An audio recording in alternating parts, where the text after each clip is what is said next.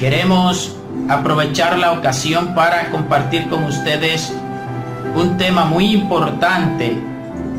Podemos decir que quizás este tema es, después de la propia gloria y la honra de Dios, el más importante que nos compete a nosotros como cristianos, como hijos de Dios. Estamos hablando de lo que mejor debemos cuidar. Vamos a orarle al Señor primeramente para que sea Él quien esté hablándonos por medio de su palabra, empleándonos a nosotros como un canal, como un medio para bendecirnos por medio de ella. Amante Padre Celestial que estás en los cielos, que tienes tu trono en el cielo, pero que tu reino domina sobre todo, pedimos, Señor, en el nombre de Jesús, que seas tú edificándonos a través de tu palabra, que ellas sean, Dios mío, como un vaso de agua a un sediento en un desierto, y que cada uno, Señor Dios Todopoderoso, pueda ser bendecido por medio de ella en el nombre de Jesús. Repetimos el tema del cual vamos a tratar: lo que mejor debemos cuidar. Hay muchas personas que creen que lo que mejor deben cuidar es el ministerio. Otros creen que lo que mejor deben cuidar es la familia, la profesión, la casa y aún la salvación. Muchos creen que es eso lo que mejor debemos cuidar. Vamos a ver un texto bíblico que nos va a servir, entre otros, de base para desarrollar este tema. Proverbios capítulo 4, versículo 23. En la Reina Valera estaré leyendo este versículo específicamente. Proverbios capítulo 4, versículo 23 dice: sobre toda cosa guardada, guarda tu corazón, porque de él mana la vida. Lo primero que debemos notar es que el mismo Dios nos está diciendo que sobre toda cosa, claro, sabemos que cuando dice sobre todo, lo está exceptuando a Él. Pero después de Dios, sobre toda cosa, debemos guardar el corazón, porque de él mana la vida. ¿Por qué será que Dios nos dice eso? Ya sabemos que Dios todo lo que dice es una verdad absoluta, porque Él es perfecto y Él todo lo sabe y además no miente. Así que si Él nos dice que sobre toda cosa guardada guardemos nuestro corazón, es porque esto reviste una importancia sin igual con las demás cosas, valga la redundancia. Yo quiero que usted preste sus oídos con mucha atención a lo que voy a decir a continuación, porque esto va a permitir que usted y muchas personas a lo mejor se salga de alguna confusión que pueda estar afectándole en su vida, en su conocimiento y en su entendimiento de algunos aspectos esenciales e importantes de la obra del Señor. Lo primero que vamos a ver es la definición de corazón en el contexto bíblico de los idiomas hebreo y griego. Vamos a ver qué significa esa palabra corazón. De acuerdo a la Biblia y tomando en consideración el significado que tiene según el idioma hebreo y el griego, que fueron los dos principales idiomas originales en los cuales la Biblia se escribió. La palabra hebrea que se emplea para traducir corazón es el término lev, L-E-B, L-E-B, Lev. ¿Y qué significa el asiento de nuestra voluntad, mente y emociones? Significa el asiento de nuestra voluntad, mente y emociones. Eso es según el hebreo. Según el griego, la palabra que se utiliza para traducir corazón en español es el término cardia. Y es un término que viene de la misma raíz que estos términos médicos técnicos que nosotros escuchamos con frecuencia, como cardiólogo, cardíaco, cardiopatía, cardiología y así sucesivamente. Cardia significa corazón. Pero ¿qué es eso en sí? Es el asiento de nuestra vida moral. Es donde nosotros sentimos, donde nosotros pensamos. En síntesis, el corazón es lo que nosotros somos en esencia. Ahora, cuando la Biblia en la mayoría de las ocasiones utiliza la palabra corazón, no se está refiriendo al órgano físico que bombea sangre por todo nuestro cuerpo. No, se está refiriendo a esa región inmaterial, invisible, que es el asiento de nuestra vida moral.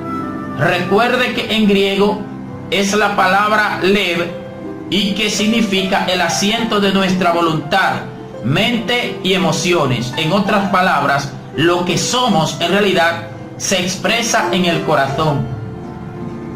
Así que cuando leemos en la Biblia este término, en la mayoría de los casos, no se está refiriendo al órgano físico, se está refiriendo al órgano espiritual, invisible, y que pudiéramos hacer la siguiente comparación. Así como el corazón físico que bombea la sangre por todo nuestro cuerpo es el centro de nuestra vida física, podemos llamarle así, porque si cesan las funciones del corazón, las células mueren, el cerebro muere, todo lo físico muere. Entonces, así también el corazón cardia, el corazón espiritual, digámoslo así, es el centro de nuestra vida espiritual, de nuestra vida moral. Entonces, cuando hablamos de corazón dentro del contexto bíblico, casi siempre nos estamos refiriendo a una región inmaterial, no al corazón físico que nosotros tenemos. Ahora bien, ya sabemos lo que significa corazón. Es el asiento de nuestra vida moral, es la esencia de lo que nosotros somos. Procedamos entonces a ver otro punto. ¿Aprueba Dios todo lo que pensamos, decimos o hacemos? Porque a veces nosotros creemos que haciendo esto o aquello, con eso ya estamos aprobados delante de Dios. Vamos a ilustrar este punto tan importante con una cita bíblica del profeta Isaías en el versículo 13 del capítulo 29, también en la Nueva Versión Internacional o en la Reina Valera 1960.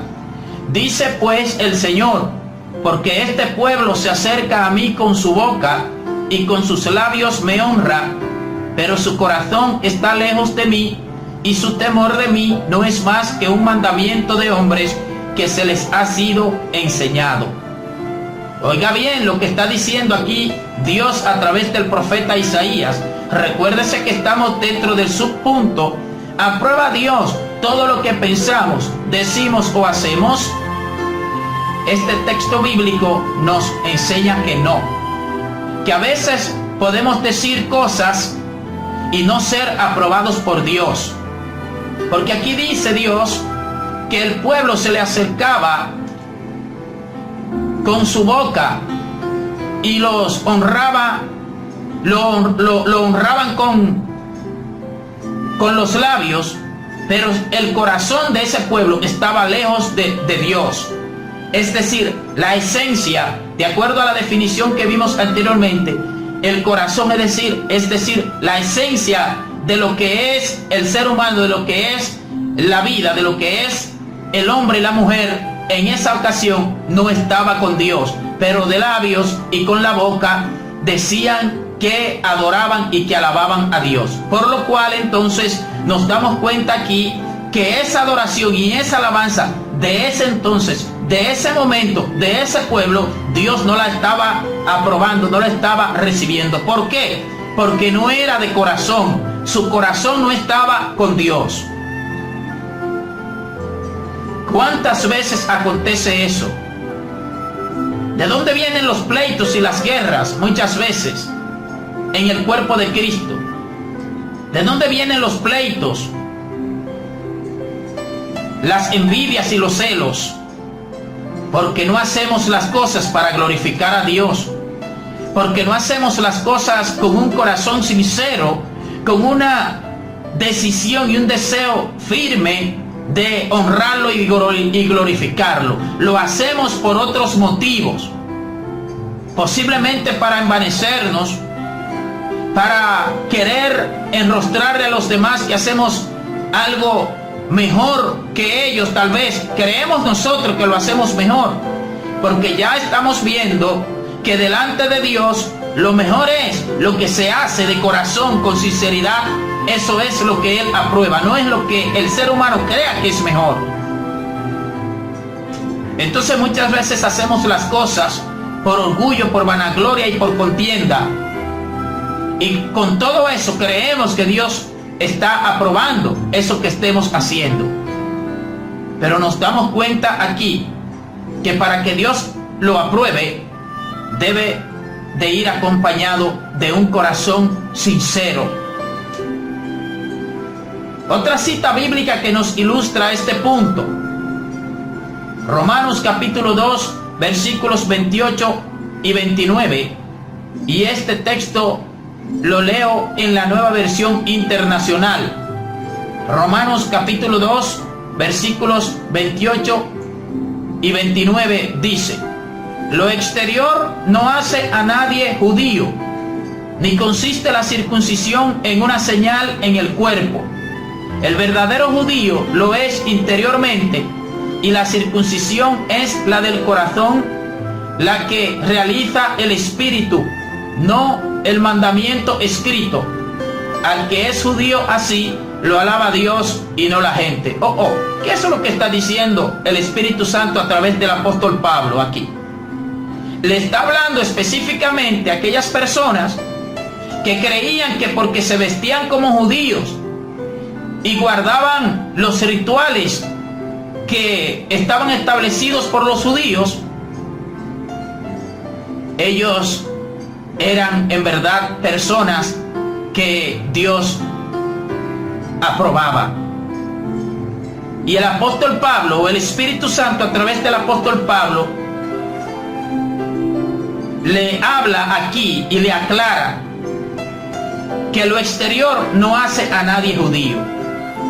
En otras palabras, un verdadero judío, ahora en este contexto, ¿qué es un verdadero judío? Una persona que ama a Dios de corazón. Eso es un verdadero judío dentro de este contexto. ¿Qué pasaba con muchos de los israelitas? Que guardaban los rituales de la religión judía, pero solamente la apariencia externa, la apariencia de afuera. Entonces, lo interno no estaba con Dios. Entonces, no eran verdaderos judíos.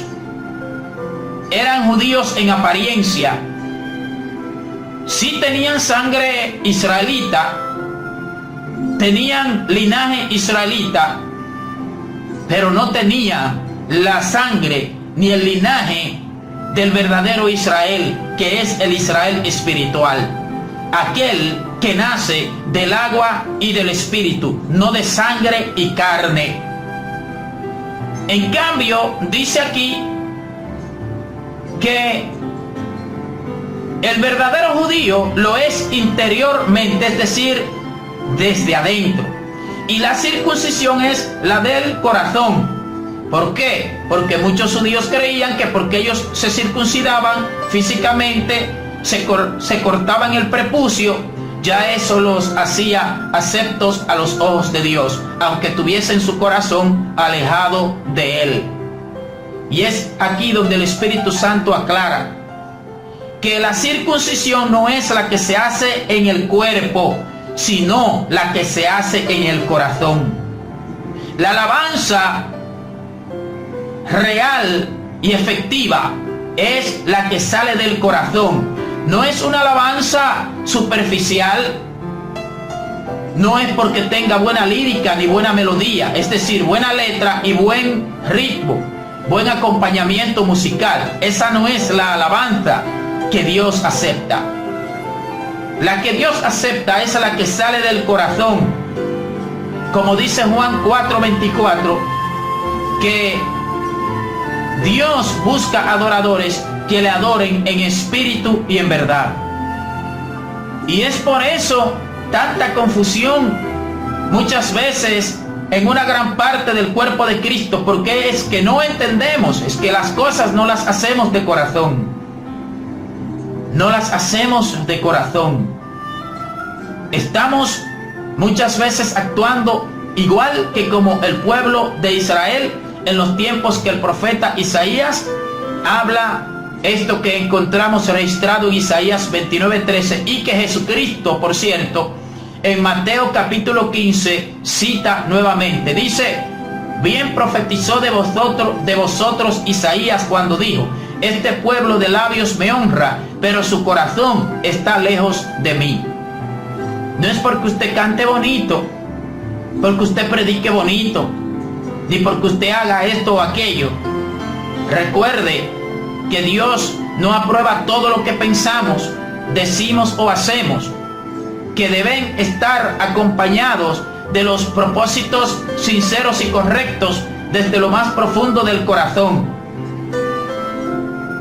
Del corazón salen las cosas buenas y las malas. Lucas 6:45 dice: el hombre bueno del buen tesoro de su corazón saca lo que es bueno, y el hombre malo del mal tesoro de su corazón saca lo que es malo, porque de la abundancia del corazón habla su boca. Usted ve por qué es que Dios nos dice que sobre toda cosa guardada guardemos nuestro corazón. ¿Que lo guardemos de qué? Que lo guardemos del mal, de lo malo, de los malos pensamientos, para que en nuestro corazón lo que haya sea buen tesoro, y que cuando saquemos de allí, saquemos cosas buenas, no cosas malas. Que cuando hablemos cosas buenas, no cosas malas. Porque de lo que tengamos en el corazón, eso es lo que vamos a manifestar. Eso es lo que vamos a manifestar y a sacar hacia el exterior. Entonces, dice también Jesús en Mateo capítulo 15 versículos 1 en adelante, dice: entonces se acercaron a Jesús ciertos escribas y fariseos de Jerusalén, diciendo: ¿por qué tus discípulos quebrantan la tradición de los ancianos? Porque no se lavan las manos cuando comen pan. Respondiendo él les dijo: ¿por qué también vosotros quebrantáis el mandamiento de Dios por vuestra tradición? Note aquí lo siguiente, porque muchas veces malinterpretamos la Biblia. Jesucristo no está diciendo aquí que lavarse las manos antes de comer era malo. Y también note lo siguiente, aquí lavarse las manos no es lo mismo que nosotros entendemos por lavarnos las manos antes de comer. Nosotros lo hacemos por una cuestión de higiene. ellos lo hacían por una cuestión de ritos, una cuestión cultural, era una ceremonia.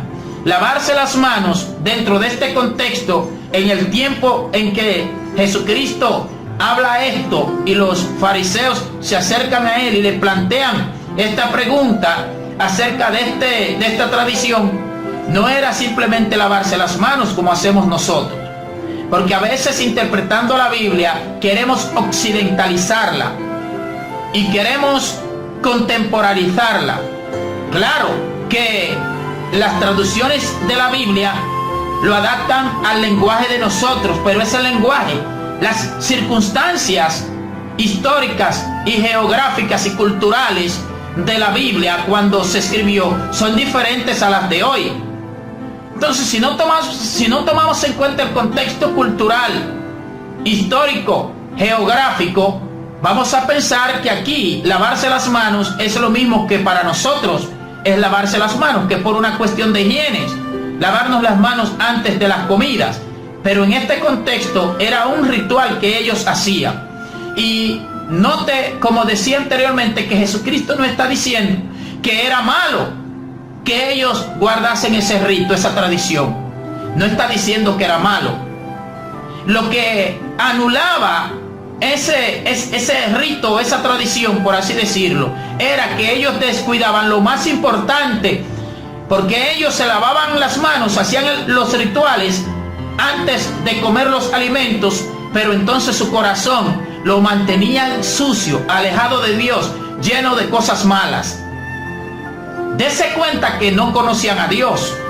Oiga bien cómo son los asuntos. Ellos eran estrictos y conocedores de la ley mosaica a profundidad, y eran estrictos guardando los rituales y las leyes y las tradiciones. Eran verticales en cuanto a eso. Sin embargo, no conocían a Dios. ¿Cómo que no conocían a Dios? Si ellos conocían la ley, la Torá, que es lo mismo que instrucción, o la ley de Moisés, como se conoce. Porque no necesariamente porque yo me conozca, porque yo sepa la Biblia, o yo conozca la Biblia, o aún yo tenga la Biblia memorizada desde Génesis hasta el Apocalipsis, no necesariamente yo conozco a Dios por eso. Si ellos hubiesen conocido a Dios, hubiesen sabido, entendido que Jesucristo era el Mesías, el Hijo de Dios, y no lo hubiesen crucificado. Si ellos hubiesen conocido a Dios, no hubiesen estado en contra de Jesucristo, que era Dios hecho carne, hubiesen estado de acuerdo con Él. Entonces, ellos conocían mucho sus tradiciones, conocían mucho la Torá, pero era la letra de la Torá, la letra de la ley, no el espíritu, porque su corazón estaba alejado de Dios. Ellos no querían conocer a Dios en verdad. Si lo hubiesen querido, Dios se hubiese dejado encontrar por ellos. En el mismo versículo 10 de Mateo capítulo 15 dice: y llamando así a la multitud les dijo: oíd y entended, no lo que entra en la boca contamina al hombre, mas lo que sale de la boca, esto contamina al hombre. Sigue diciendo el verso 12: entonces acercándose sus discípulos le dijeron: ¿sabes que los fariseos se ofendieron cuando oyeron esta palabra? Pero respondiendo él dijo: toda planta que no plantó mi Padre Celestial será desarraigada. Yo me llama la atención, ¿por qué Jesucristo no le dijo a los discípulos? Es verdad, mis seguidores, tenemos que modificar la palabra, tenemos que cambiar el mensaje, tenemos que bajarle un poquito de todo al mensaje, tenemos que adaptarlo para que ellos no se enojen. A mí me extraña que Jesucristo no le haya dicho eso. Jesucristo fue contundente y le dijo, toda planta que no plantó mi Padre Celestial será desarraigada. ¿Está hablando Jesucristo de las plantas de los árboles? No, Él está hablando de ellos, de los seres humanos, de los fariseos específicamente. Entonces, Jesucristo no cambió el mensaje ni cambió la palabra. ¿Usted sabe por qué? Porque la palabra de Dios no se puede cambiar. Porque Dios no cambia. El hombre es que cambia, la mujer es que cambia. Cuando no se está recibiendo mucho el mensaje, cuando no está viendo muchos aplausos, cuando no está viendo muchos amenes, cuando no está viendo mucha risa, cuando no está viendo mucho aprecio, pueda que nos veamos tentados a cambiar el mensaje de verdad, la palabra de verdad. Note lo que estoy diciendo. Estoy hablando del mensaje de verdad, la palabra de verdad. La palabra que está purificada 7 veces, como dice el Salmo capítulo 12, verso 6. Es decir, la palabra de Dios. No me estoy refiriendo a palabras humanas, a suposiciones ni pensamientos presuntuosos, ni pensamientos que nazcan en un corazón corrupto, perverso. No estoy refiriéndome a esa palabra, me estoy refiriendo a la palabra, a la verdad. ¿Quién es la verdad? Jesucristo mismo. Y sigue diciendo el verso 14: dejadlos, son ciegos, guías de ciegos, y si el ciego guiare al ciego, ambos caerán en el hoyo. Oh, ¿cómo va a ser que ellos eran ciegos? Unas personas que eran maestros, conocedores de la ley, y eran estrictos guardando los ritos, las costumbres. ¿Cómo va a ser unas personas tan educadas? ¿Cómo es que Jesucristo mismo dice que eran ciegos, guías de ciegos, y si el ciego guiare al ciego, ambos caerán en el hoyo? Es que su corazón no estaba con Dios. Y aquel que ve no es el que tiene mucho conocimiento, ni intelectual ni religioso. Aquel que ve es aquel cuyo corazón está unido, ligado al Padre Celestial. Es a Él a quien el Padre Celestial le revela lo oculto, las cosas que ojo no vio ni oído escuchó, que tiene Dios preparadas para los que le aman, como dice 1 Corintios capítulo 2 versículos 6 en adelante. No vemos que fue a Pedro en Mateo capítulo 16 a quien se le reveló, donde Jesucristo le dice que no te lo reveló carne ni sangre, esa verdad de que yo soy el Mesías. A Pedro, Dios decidió revelárselo a Pedro. El versículo 15 dice: respondiendo Pedro, le dijo: explícanos esta parábola. Jesús dijo: ¿también vosotros sois aún y sin entendimiento? ¿No entendéis que todo lo que entra en la boca va al vientre y es echado en la letrina? Pero lo que sale de la boca, del corazón sale, y esto contamina al hombre. Porque del corazón, verso 19, salen los malos pensamientos, los homicidios, los adulterios, las fornicaciones, los hurtos, los falsos testimonios, las blasfemias. Versículo 20: estas cosas son las que contaminan al hombre, pero el comer con las manos sin lavar no contamina al hombre. Repito que no es que Jesús dice que lavarse las manos o guardar las buenas costumbres o tradiciones sea malo, sino que no debemos dejar de guardar o anular los mandamientos de Dios, lo verdadero, la esencia de las cosas, el espíritu de las cosas. No debemos dejarlas de lado por guardar tradiciones y culturas y costumbres. Recuerde el tema que estamos compartiendo, lo que mejor debemos cuidar. Tengamos mucho cuidado, porque a veces estamos dentro del cuerpo de Cristo haciendo muchas cosas, pero nuestro corazón pueda que esté lejos de Dios. Por eso es que el Señor en Deuteronomio capítulo 6 versículos 5 y 6 dice que le amemos a Él con todo el corazón, con toda el alma, con toda la mente y con toda la fuerza. Con todo el corazón. Porque también dice la Biblia: donde esté nuestro tesoro, allí estará también nuestro corazón. Si nuestro tesoro no es Dios, nuestro corazón no va a estar con Dios. Y a veces estamos en la vía, en el camino del Señor, pero no tenemos a Dios como nuestro tesoro. En ocasiones nuestro tesoro es el dinero. el ministerio mismo, la familia, los hijos, el bienestar. A veces ese es nuestro tesoro, no Dios. Y pueda que Dios haga muchas cosas y nos permita hacer un sinnúmero de cosas dentro de su obra.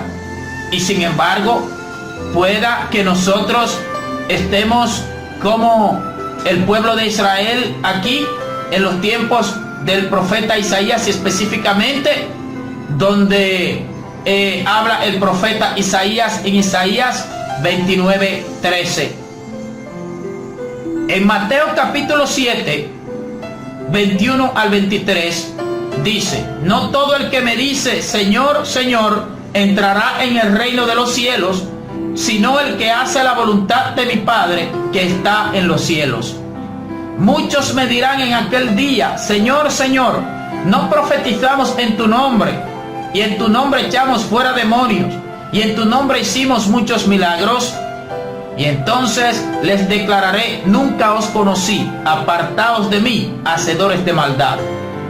Un momento, aquí hay algo como que no concuerda. Le dirán que en tu nombre echamos fuera demonios e hicimos muchos milagros. ¿Y cómo entonces es que Jesucristo les va a decir: nunca os conocí, apartaos de mí, hacedores de maldad? ¿Por qué? Porque no necesariamente lo que yo pienso, digo o hago, Dios lo está aprobando. Una cosa es lo que yo diga y otra cosa es lo que yo tenga en mi interior al yo decir eso que estoy expresando. Cuando lo que yo digo es contrario a lo que estoy pensando dentro de mí, estoy actuando como un actor, como un hipócrita, o estoy actuando con ironía. Debemos cuidarnos de eso, porque sabemos que Dios escudriña los pensamientos, que escudriña los corazones. Como Él dice en Hebreos capítulo 4, versículo 13, que nada está oculto ante sus ojos, que todo Él lo sabe, todo Él lo ve. Entonces, perdemos el tiempo si nosotros pretendemos engañar a Dios, si pretendemos presentarnos delante de Dios aprobados, sin embargo, estando nosotros bien apartados de lo que es su voluntad. Es muy importante esto.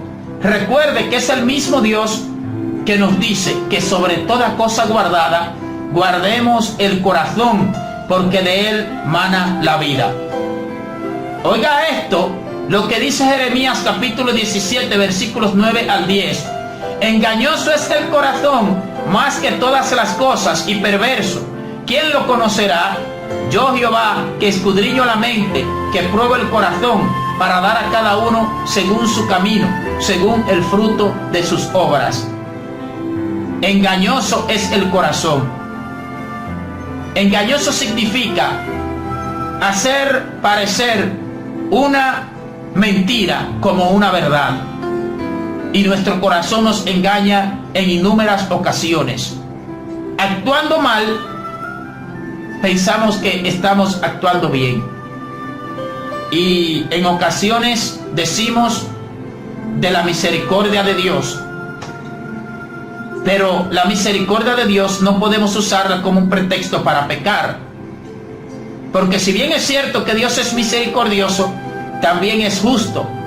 Y Dios es amor, pero también es fuego consumidor. Y dice Gálatas capítulo 6, versículos 6, 7 en adelante, que Dios no puede ser burlado. Nadie, todo aquel que intentase y que osare tratar de engañar a Dios, se está engañando a sí mismo, porque Dios no puede ser burlado. Y eso está faltando mucho en el cuerpo de Cristo, a todos los niveles, desde laicos hasta ministros. Está faltando mucho esto, está faltando mucha sinceridad, está faltando que nos hagamos un autoanálisis a la luz del Espíritu Santo, a la luz de la palabra de Dios. Repito, no es porque estemos haciendo muchas cosas. Podemos estar hasta orando por los muertos y Dios resucitarlos. No son los hechos, no es lo que hagamos. Hemos leído en Mateo capítulo 7, versículos 21 al 23, que muchos le van a decir al Señor que en tu nombre hicimos muchos milagros y echamos fuera demonios. Y el Señor les va a decir: apartaos de mí, no os conozco, al fuego eterno preparado para el diablo y sus ángeles. Tengamos mucho cuidado, mis amados. Todo lo que hagamos, procuremos hacerlo sinceramente. Olvidémonos de todo eso, de esa hipocresía que muchas veces usamos. Muchas veces usamos risa falsa. ¿Sabes para qué? Para conseguir objetivos, para conseguir logros. Venimos a actuar similar a como actuó David en aquella historia que está registrada en 2 de Samuel, capítulo 11 y 12, donde David, después que comete esta falta grave en contra de Dios y en contra de este hombre, Urías, Eteo, que toma a la mujer de Urías, Eteo, para sí, lo manda a buscar y le dice que vaya a la casa, que vaya y lave sus pies, porque era costumbre cuando llegaban a la casa lavarse los pies, y le finge que él está interesado. Estoy hablando de David. Le finge que David estaba interesado en que Urías fuese a descansar y fuese a gozarse a la casa, cuando en realidad lo que David estaba tratando de hacer era incriminar a Urías Eteo con el pecado que él había cometido, para que el embarazo de Betsabé, que era de David, si Urías Eteo, que era el esposo de Betsabé, iba a la casa y estaba con ella y se emparentaba con ella, entonces el embarazo se iba a creer y se iba a entender que era de Urías Eteo. Las palabras de David aparentaban que David estaba interesado en el bienestar y se puso muy complaciente. Por eso es que yo a veces digo que cuando hay mucha complacencia, eso tiende a confundir. Tenemos que tener mucho cuidado cuando están con mucha risa y mucha salamería, hablando en un buen dominicano. Tenemos que tener mucho cuidado, porque pueda que haya algo detrás de eso. Pues David lo quiso mandar ¿cómo se dice? Para endilgarle el embarazo de Betsabé a Urías, que era el esposo. Pero Dios, que todo lo sabe, no lo permitió. No lo permitió. Urías le dijo: no, ¿cómo yo voy a coger para mi casa a gozar allá y a descansar cuando estamos en guerra? Resultó que Urías Eteo fue más fiel y fue más honesto y fue más justo que el mismo rey David en ese entonces. Estoy hablando en esas circunstancias de la vida de David, de ese momento y de ese tiempo, no de la vida de David en general, porque la Biblia dice que David fue un hombre con un corazón conforme al de Dios, porque, por cierto, después él se arrepintió de ese pecado que cometió, ese adulterio y ese asesinato. Asesinato porque cuando se vio entre la espada y la pared, mandó a buscar al general del ejército y le dijo que pusiesen a Urías enfrente de la batalla, y que cuando la batalla estuviese en su apogeo se apartaran y lo dejaran solo. ¿Con qué objetivo?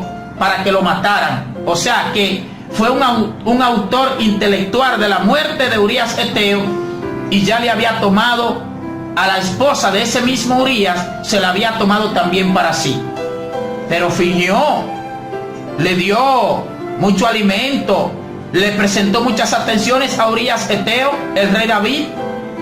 Y si la Biblia no hubiese registrado qué fue lo que pasó, tal vez nosotros hubiésemos dicho: oh, pero mira qué complaciente el rey David con este hombre. Sí, complaciente, sí. complaciente sí, había maldad, había malicia, había hipocresía, había engaño, había ironía en sus palabras. Era que quería que él cargara con la culpa que era de ese rey David en ese entonces. Y así acontece muchas veces en nuestra vida. Mire, mi hermano, nosotros tenemos que ser sinceros. Nosotros tenemos que ser naturales como somos.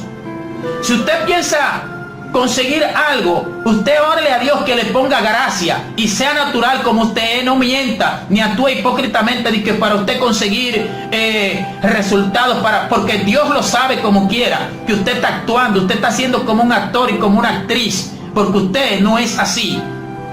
Está aparentando una simpatía que usted no tiene. Está riéndose con una risa que no es suya. Es una risa falsificada y fingida. Y tenemos que tener cuidado con eso. Eso no es guardar el corazón. Cuando actuamos así no estamos guardando el corazón. Estamos actuando de forma hipócrita, irónicamente. Estamos actuando mal. Cuando le decimos al hermano que le amamos y le decimos, hermano, Dios te bendiga, pero sabemos que tenemos algo en contra de ese hermano o hermana, estamos actuando mal, no estamos guardando el corazón, porque Dios sabe que nosotros tenemos algo en contra de esa persona. Entonces, ¿cómo es que descaradamente vamos que Dios te bendiga y que yo te amo y que yo te aprecio? Dejemos esa hipocresía, que eso no conduce a nada ni trae resultados positivos. Más resultados positivos trae que nosotros le digamos al Señor, Padre, yo reconozco y sé que tú sabes que yo siento algo en contra de esta persona, pero yo no quiero sentirlo. Yo te pido que tú me ayudes, que tú quites eso de mí, porque yo sé que eso no procede de ti, que eso es animal, eso es diabólico, como dice el Espíritu Santo a través del apóstol Santiago en el capítulo 3, versículos 14 en adelante. No la paso, Señor. Lo sé.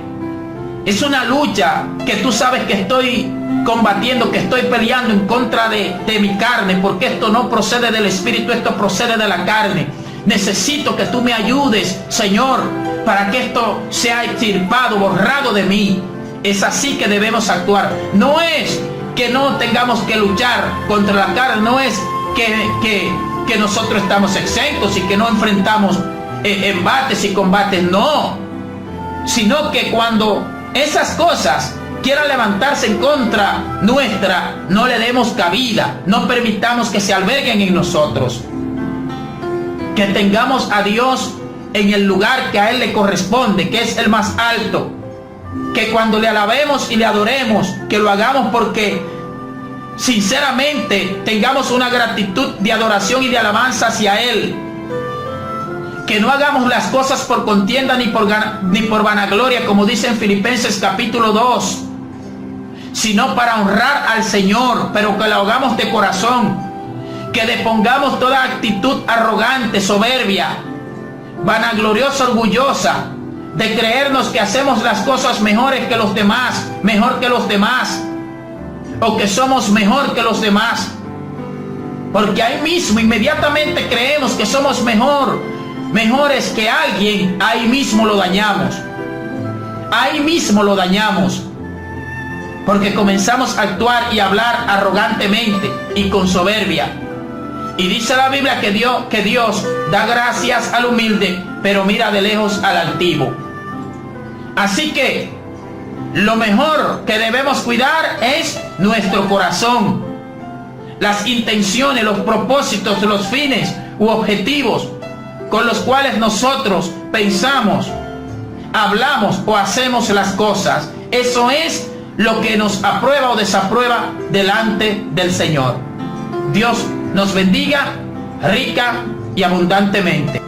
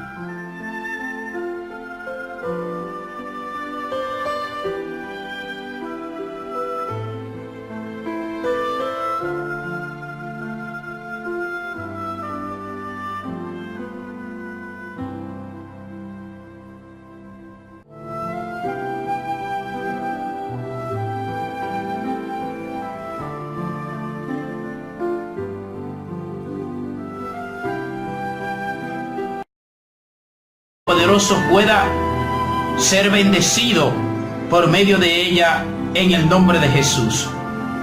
Repetimos el tema del cual vamos a tratar: lo que mejor debemos cuidar. Hay muchas personas que creen que lo que mejor deben cuidar es el ministerio. Otros creen que lo que mejor deben cuidar es la familia, la profesión, la casa y aún la salvación. Muchos creen que es eso lo que mejor debemos cuidar. Vamos a ver un texto bíblico que nos va a servir, entre otros, de base para desarrollar este tema. Proverbios capítulo 4, versículo 23. En la Reina Valera estaré leyendo este versículo específicamente. Proverbios capítulo 4, versículo 23 dice: sobre toda cosa guardada, guarda tu corazón, porque de él mana la vida. Lo primero que debemos notar es que el mismo Dios nos está diciendo que sobre toda cosa, claro, sabemos que cuando dice sobre todo, lo está exceptuando a Él. Pero después de Dios, sobre toda cosa, debemos guardar el corazón, porque de Él mana la vida. ¿Por qué será que Dios nos dice eso? Ya sabemos que Dios todo lo que dice es una verdad absoluta, porque Él es perfecto y Él todo lo sabe y además no miente. Así que si Él nos dice que sobre toda cosa guardada guardemos nuestro corazón, es porque esto reviste una importancia sin igual con las demás cosas, valga la redundancia. Yo quiero que usted preste sus oídos con mucha atención a lo que voy a decir a continuación, porque esto va a permitir que usted y muchas personas a lo mejor se salga de alguna confusión que pueda estar afectándole en su vida, en su conocimiento y en su entendimiento de algunos aspectos esenciales e importantes de la obra del Señor. Lo primero que vamos a ver es la definición de corazón en el contexto bíblico de los idiomas hebreo y griego. Vamos a ver qué significa esa palabra corazón de acuerdo a la Biblia y tomando en consideración el significado que tiene según el idioma hebreo.